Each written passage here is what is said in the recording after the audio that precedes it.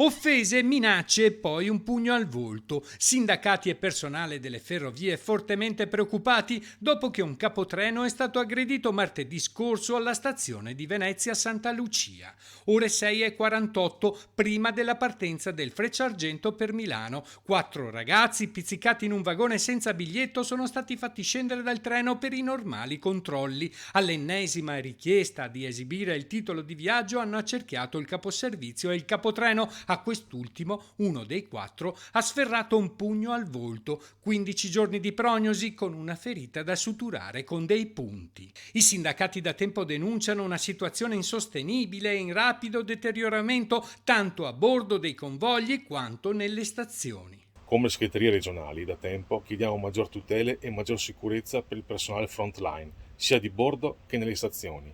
Chiediamo anche azioni immediate e mirate che possano evitare situazioni potenzialmente pericolose per tutto il personale.